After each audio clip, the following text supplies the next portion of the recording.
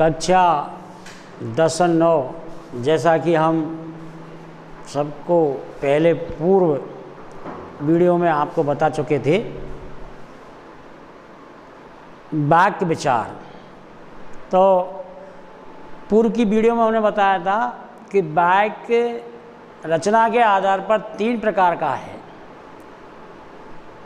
साधारण वाक्य, संयुक्त वाक्य और मिश्र या मिश्रित वाक्य। साधारण वाक्य का दूसरा नाम भी है सरल वाक्य। तो साधारण वाक्य और संयुक्त वाक्य हम बता चुके थे, लेकिन आज हम चल रहे हैं इस पर मिश्र और मिश्रित वाक्य।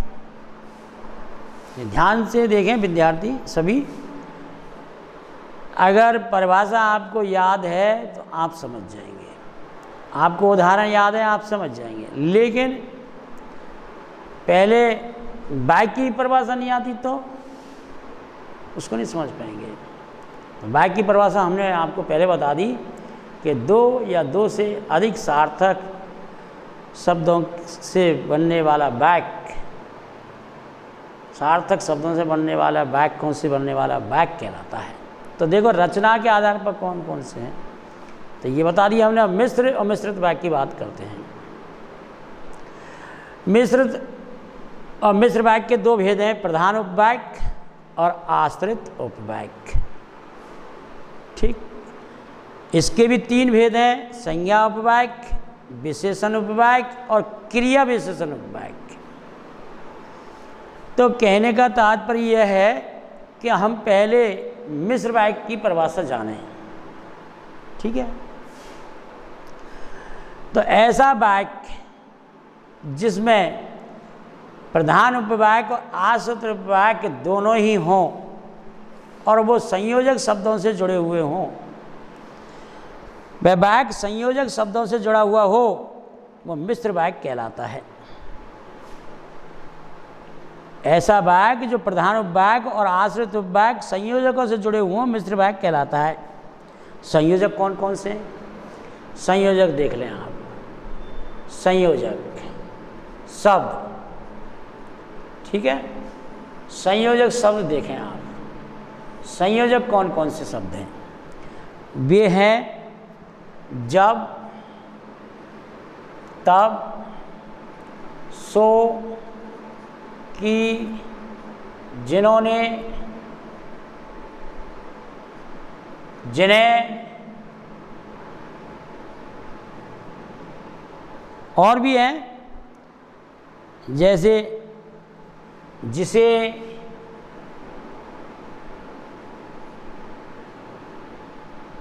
जैसे हमने साधारण वाक्य में संयोजक शब्द बताया, ऐसे ही मिश्र वाक्य में भी संयोजक होते हैं। तो यदि हम उदाहरण देके सिद्ध करेंगे इस बात को कि मिश्र वाक्य कैसा होता है, तो ये संयोजक शब्दों से जुड़ा हुआ होता है। मैं उदाहरण के लिए उदाहरण लिखूंगा आपके सामने, ठीक है। मिश्र वाक्य का उदाहरण दे रहे हैं हम आपके सामने, ठीक है। जब मैं उस लंबू को देखता हूँ तो मुझे अमिताभ बच्चन की याद आ जाती है, ठीक है। अब कल्पना कीजिए, ये हो गया यहाँ से यहाँ तक प्रधान उपवाक्य, प्रधान उपवाक्य, और यहाँ से और यहाँ तक का हो गया आश्रित उपवाक्य, आश्रित उपवाक्य। संयोजक शब्द कौन से हो गए? एक तो ये, तो संयोजक, और जो ये संयोजक हो गया यहाँ संयोजक। ये संयोजक शब्दों से जुड़ा होता है वाक्य। तो यदि मान के चलिए मिश्र वाक्य में से अपन आश्रित उपवाक्य निकाल दें तो प्रधान उपवाक्य रह जाएगा, तो मिश्र वाक्य नहीं बनेगा। और यदि प्रधान उपवाक्य को निकाल दें, आश्रित उपवाक्य रह जाएगा तो नहीं बनेगा। और यदि आश्रित उपवाक्य को निकाल दें, प्रधान उपवाक्य रह जाएगा तो भी वाक्य मिश्र वाक्य नहीं बनेगा। कहने का तात्पर्य यह है, इनके एक दूसरे के अलग होने पर यह है वाक्य साधारण में चला जाएगा या और किसी वाक्य में गिना जाएगा। तो प्रधान उपवाक्य किसको कहते हैं, पहले तो ये देखना होगा। सबसे पहला वाक्य प्रधान उपवाक्य है और वाक्य में जो संयोजक से जुड़ रहा है वो दूसरा आश्रित उपवाक्य है, आश्रित उपवाक्य है। तो कहने का तात्पर्य है कि अगर ये दोनों शब्द संयोजक जुड़े हुए दोनों वाक्य, तो वह आश्रित उपवाक्य कहलाता है। अब आश्रित उपवाक्य और प्रधान उपवाक्य दोनों मिलकर मिश्र वाक्य कहलाता है। अब कहने का तात्पर्य मिश्र वाक्य की परिभाषा हुई। अब आपके सामने प्रधान उपवाक्य और आश्रित उपवाक्य को हम हटा दें, उसके बाद चलेंगे उसके तीन भेद हैं आश्रित उपवाक्य के, संज्ञा उपवाक्य, विशेषण उपवाक्य, क्रिया विशेषण उपवाक्य। और भी उदाहरण दे सकते हैं हम, दूसरा देख लीजिए आप इसी का मिश्र वाक्य का। यह वह पीली गाय है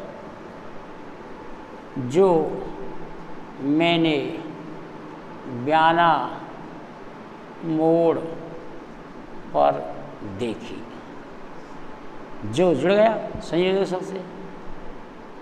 और अगर अपन ये कहते हैं यह वह पीली गाय है, यह वह पीली गाय है, ये लोग कहते हैं वह पीली गाय है, तो पीली गाय है तो ये तो साधारण वाक्य हो गया। और जो मैंने ब्याना मोड़ पर देखी, तो जो शब्द संयोजक शब्द हो गया। तो ये मिश्र वाक्य की परिभाषा हुई। अब संज्ञा उपवाक्य की बात करेंगे हम परिभाषा में, फिर विशेषण उपवाक्य और क्रिया विशेषण उपवाक्य। संज्ञा उपवाक्य जिस वाक्य में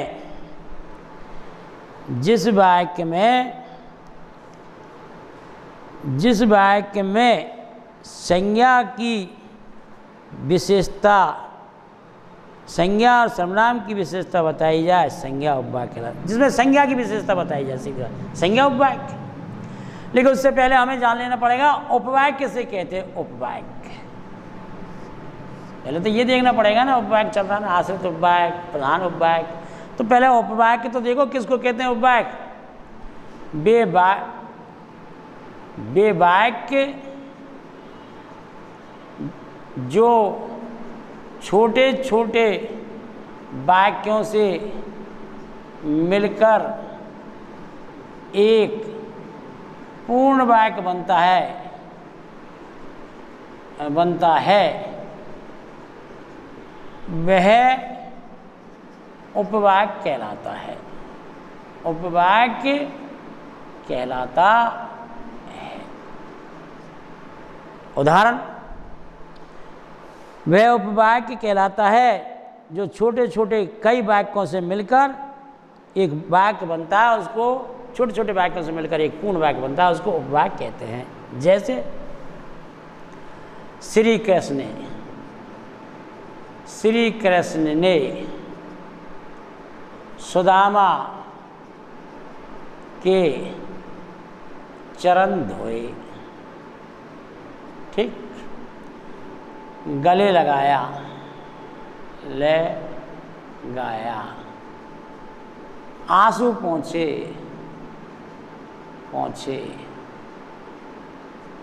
सिंहासन पर बैठाया, सिंहासन पर बैठाया। अब ये कई वाक्यों से मिलकर एक वाक्य बन गया। तो कई वाक्यों से, छोटे छोटे वाक्यों से मिलकर बनता है उपवाक्य।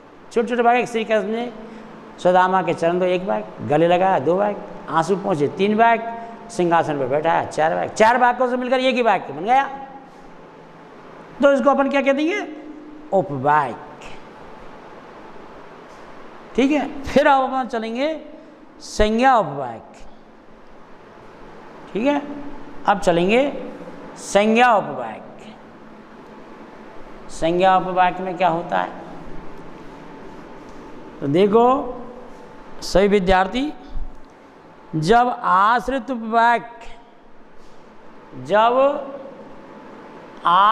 उपवाक्य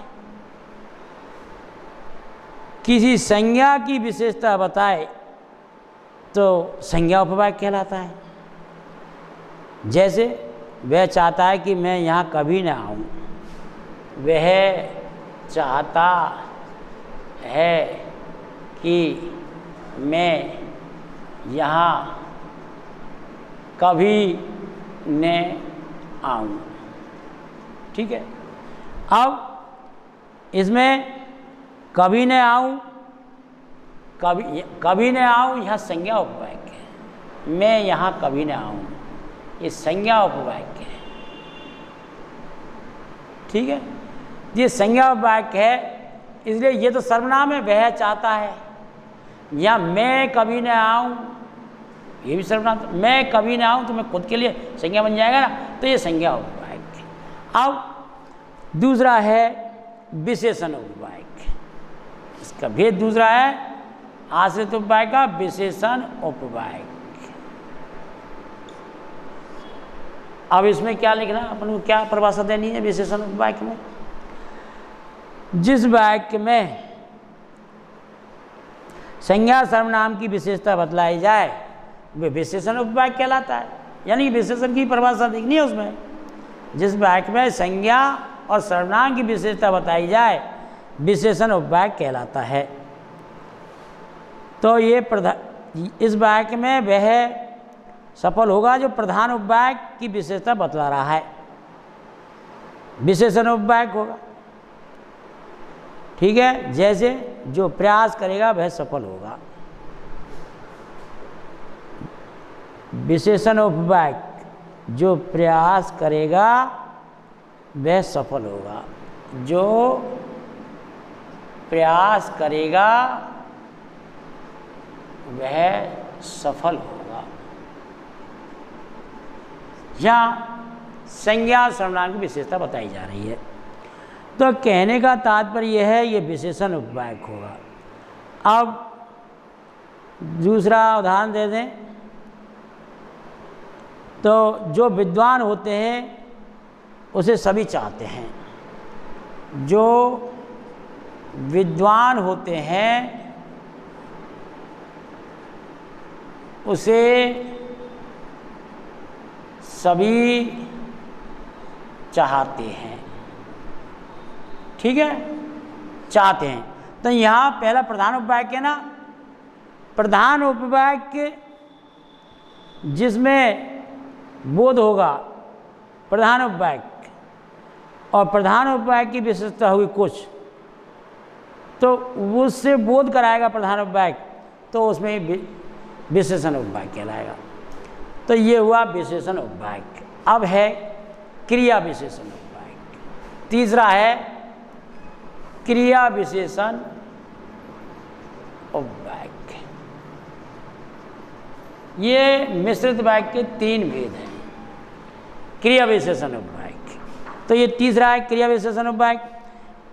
क्रिया विशेषण उपवाक्य में क्या है, जो उपवाक्य प्रधान उपवाक्य की क्रिया की विशेषता बतलाता है, जो उपवाक्य क्रिया प्रधान उपवाक्य की विशेषता बतलाता है उसे क्रिया विशेषण उपवाक्य कहते हैं। जैसे जब तुम बुलाओगे, जब तुम बुलाओगे तब मैं आऊँगा, तब मैं आऊँगा, तब मैं आऊँगा। तो बुलाओगे ये विशेषता होगी, प्रधान उपवाक्य की विशेषता तो बता रहा है, क्रिया उसकी बुलाने की क्रिया है, प्रधान है, तभी तो आएगा। तो ये इसकी विशेषता नहीं होगी इस वाक्य की, तो दूसरा भाग निष्फल जाएगा, इसलिए क्रिया विशेषण उपवाक्य कहलाएगा। अब ये हुआ क्रिया विशेषण उपवाक्य, ठीक है। अब इसके बाद चलते हैं वाक्य के कितने अंग हैं। वाक्य के अंग, वाक्य काफी बड़ा होता है। वाक्य के अंग, वाक्य के 6 अंग हैं। कितने अंग हैं? 6 अंग हैं। पहला वाक्य का पहला अंग है सार्थकता, योग्यता, आकांक्षा, यही अंग हैं वाक्य के। निकटता, पदक्रम, अन्वय, ये वाक्य के 6 अंग हैं। और 6 अंगों की विशेषता अलग अलग है। वाक्य के 6 अंग होते हैं। वाक्य के 6 अंगों की क्या विशेषता है? जैसे सार्थकता है, वाक्य में अगर सार्थक शब्दों का मेल है, वाक्य में अगर सार्थक शब्दों का मेल है तो सार्थक वाक्य बन जाएगा, नहीं तो अन्यथा निरर्थक वाक्य हो जाएगा। सार्थक शब्दों का मेल होना चाहिए, जिनका कुछ अर्थ निकले तो सार्थक वाक्य बन जाएगा, और नहीं तो निरर्थक वाक्य बन जाएगा। शब्द भी निरर्थक होते हैं, सार्थक होते हैं,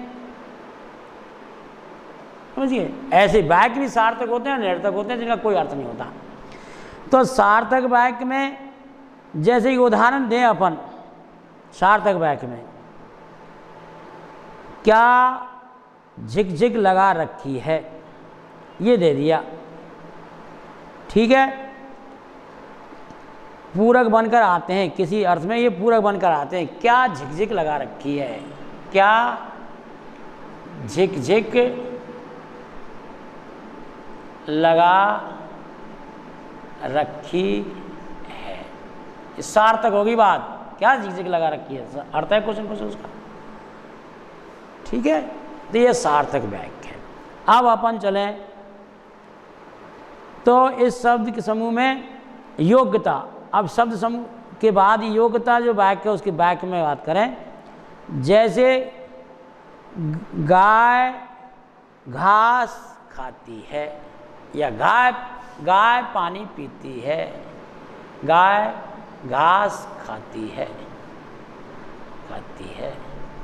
तो योग्यता हो गई। इसमें अपनी योग्यता दर्शाई जा रही है। ये गाय की योग्यता है, वो घास खाती है, ये पानी पीती है, तो उसकी योग्यता हो गई, ठीक है। इसमें विशेषता धारण कर रखी है, उससे विशेष गुण है उसका, ये योग्यता कहलाती है। अब चलें आकांक्षा। आकांक्षा क्या है? आकांक्षा में जिज्ञासा, ठीक है। तो राम पूजा करता है, शाम समय पे पुजारी, तो राम पूजा करता है या श्याम पूजा करता है, राम पूजा करता है, पूजा करता है, ठीक है। क्योंकि श्याम की करता है किसी का, तो ये आकांक्षा है, इच्छा है अपनी। निकटता, दूर नहीं होना चाहिए, निकटता का मतलब है नज़दीक होना। पदक्रम, दूर नहीं हो, बोलते लिखते समय हम शब्दों को निकट रखें तो ये निकटता कहलाएगी। विराम चिन्ह, कोमा, हलंत, तो निकटता से ही तो पता पड़ेगा। विराम चिन्ह, कोमा, हलंत अगर अपन लिख दिया एक कहीं शब्द और दूसरा शब्द कहीं लिख दिया तो निकटता कहाँ हुई? तो वो वाक्य गलत, उसका प्रतीत नहीं होगा सुंदरता का, अच्छा वाक्य प्रतीत नहीं होगा। पदक्रम, पद का क्रम सही होना चाहिए। अन्वय, अनुधन व्यय, संधि विच्छेद का शब्द अनुधन व्यय। तो पदक्रम तो क्रम से लिखना, वाक्य को लिखना, कहना जो कौआ कहानी लिख रहे हैं तो क्रम बाई क्रम ही तो लिखेंगे। अगर तुमने पहले लिख दिया कौआ सबसे पहले कंकड़ ला और उन्होंने लिखा कौआ प्यासा था, तो वाक्य कहाँ चलेंगे सही, तो एक पदक्रम बिगड़ जाएगा। अन्वय सीधा सार्थक है कि नहीं, क्रम से जैसा अपन अन्वय करते हैं ना, दो और उनका सीधा पहले कौन सा वाक्य आएगा, कौन से शब्द आएंगे, तो वो अन्वय कहलाता है। तो ये वाक्य के अंग हैं, ठीक है। अब चलते हैं वाक्य के भेद 8 हैं और उसके बाद बताएंगे आपको वाक्य परिवर्तन। तो वाक्य के 8 भेद हैं, सुन लीजिए आप। 8 कौन कौन से हैं? वाक्य के 8 भेद हैं। एक विधानार्थक, निषेधार्थक, आज्ञार्थक, प्रश्नार्थक, इच्छापूर्वक, संदेशार्थक, संकेतार्थक और विस्मयादि बोधक, विस्मय बोधक। तो ये वाक्य के 8 भेद है। इस प्रकार के 8 वाक्य हो सकते हैं: विधानार्थक, निषेधार्थक, आज्ञार्थक और इच्छावाक और संदेशार्थक, संकेतार्थक। ठीक है। विधानार्थक जैसे पहला दिया हमने, विधानार्थक, पहले का विधानार्थक, विधानार्थक। ठीक है। इसका उदाहरण दिया जाए। विधानार्थक वाक्य किसको कहते हैं? निश्चित क्रम से है, विधान के है, वह जाता है, ये विधानार्थक है, वह जाता है, सीधा सीधा हो गया, जाता है। दूसरा जैसे निषेधार्थक, निषेधार्थक। ठीक है। इंग्लिश में अलग अलग शब्द हैं इनके लिए। निषेधार्थक किसको कहेंगे? वह नहीं जाता, ये निषेधार्थक होगा, वह नहीं जाता, जब मना कर दिया वो निषेधार्थक। तीसरा आज्ञार्थक। ठीक है। आज्ञार्थक। तीसरे में क्या लिखे? इसी वाक्य को, वह जाए, ये आज्ञार्थक हो गया। प्रश्नार्थक, अंग है ये वाक्य, प्रश्नार्थक, प्रश्नार्थक, प्रश्न कर दिया। ठीक है। इसी वाक्य को, क्या वह जाता है, क्या वह जाता है, चिन्ह भी लग जाएगा प्रश्नार्थक का, तो ये प्रश्नार्थक वाक्य हो गया। यानी अब तक 8 के बताने, मुझे 4 बता दिए। विधानार्थक सीधा, वह जाता है, वह नहीं जाता है, निषेधार्थक, आज्ञार्थक, वह जाए, और प्रश्नार्थक, क्या वह जाता है। ठीक है। अब आया अपन के पास संदेशार्थक, संदेशार्थक। ठीक है। और जिसमें संदेश दिया जाए, संदेशार्थक। ईश्वर करे कि वह जाए, इच्छावाचक और है ना, इससे पहले इच्छावाचक। पहले संदेशार्थक में सुन लें। संदेशार्थक का है वह जाता होगा, वह जाता होगा। और इच्छार्थक, जैसे इच्छार्थक है, इच्छार्थक,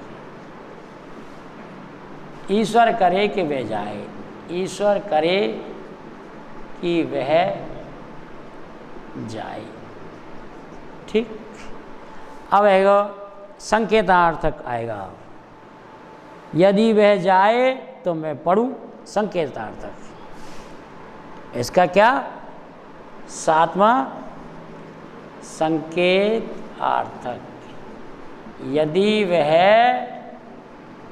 जाए तो मैं पढ़ूं, ये संकेतार्थक।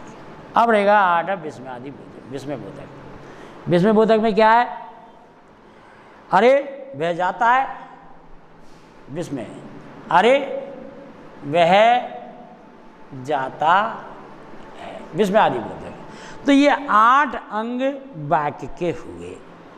ठीक है। मिश्र वाक्य की परिभाषा हो गई, भेद हो गए, अंग हो गए। अब ये 8 भेद हो गए। अब कहने का मतलब यह है वाक्य परिवर्तन होगा। अब वाक्य परिवर्तन कैसे होगा वो आपको आगे बताएंगे हम, वाक्य परिवर्तन का आगे लिखाएंगे।